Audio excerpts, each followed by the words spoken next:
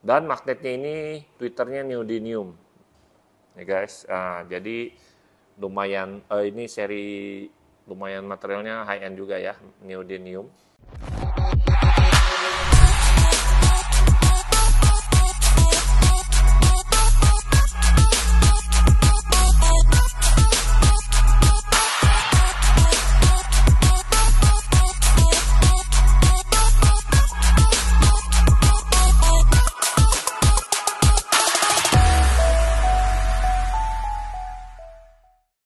Oke guys, ini saya akan review amplifier Sony ES ya, seri yang SN5ES. Itu amplifier 5 channel, ukurannya lumayan ya, ini bisa, saya rasa bisa bawa bangku ya, untuk beberapa mobil.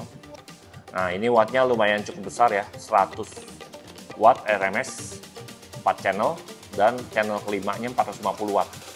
Nah, kalau untuk buat speakernya Sony ini udah termasuk pas ya, mumpuni, dan subwoofernya juga 450 watt juga bisa pas ya.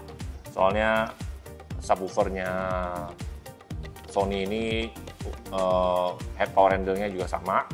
Nah, nanti akan kita bahas subwoofernya. Kita bahas ini dulu. Nah, ini amplifier ini support high res juga ya, sampai dia 40 kHz ya frekuensinya, supportnya. Desainnya juga cukup menarik ya, simple, kelihatan elegan, high end. Ada Sony ES kecil di sini. Nah kita bisa lihat juga ini lumayan berat ya amplifiernya, dan ini gold plated ya semuanya. Jadi biasanya head unit high end biasanya itu gold plated ya, jadi suaranya juga akan beda. Nah ini kabel strumnya, ini kabel speakernya ya, 5 channel, bisa di bridge ya, ini bisa di bridge. Oke, kita lihat belakangnya ini. Ini ada kipas fan untuk pendingin ya. Oke. Ini juga disiapin bass control juga, subwoofer, untuk subwoofer. Nah ini juga ada switchnya ya di sini, input voltage low atau high ya. Berarti kalau head unit biasa itu di bawah misalkan 2 volt 3 volt itu low. Misalkan kalau kayak head unit Sony yang high end itu 5 volt, berarti kita switch ke high gitu. Oh ya, ini juga ada line out buat connect ke head unit power yang lain. Dan total distortionnya juga 0,05%. Ya lumayan cukup ya, silent ya. Oke, untuk cukup itu aja untuk amplifiernya.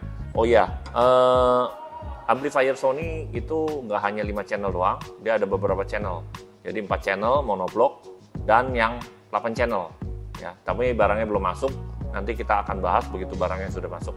Oke. Untuk amplifier 5 channel, nah ini ada lumayan cukup menarik nih, ada tombol putaran. Ini bass control ya, buat kontrol level subwoofer. Modelnya sih cukup keren ya, nggak kayak biasanya bass control cuma putaran biasa doang. Ini desainnya cukup bagus ya, tulisan Sony putaran ya. Ini tinggal colok ke amplifiernya. Untuk misalkan ada beberapa lagu bassnya terlalu kencang, kita mainin turunin, kurang besar kita puterin ke kanan. Oke, cukup itu aja. Sekarang kita berikutnya akan bahas subwoofernya Sony. Oke guys, kita akan bahas subwoofer Sony ES yang baru ini.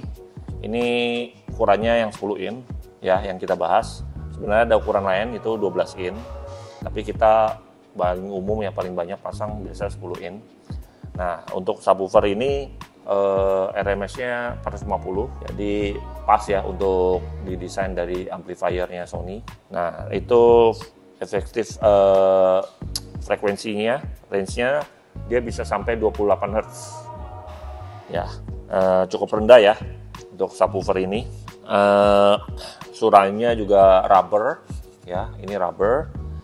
Dan bahannya lightweight, rigid cellular, honeycomb bahannya ya, materialnya. Dan magnetnya juga ferrit, ya. Ini dia, kita bisa lihat belakangnya ada portnya ya, sini lubang buat ventilasi udara. Oke, kalau menurut saya ini cocok untuk di seal ya, subwoofernya.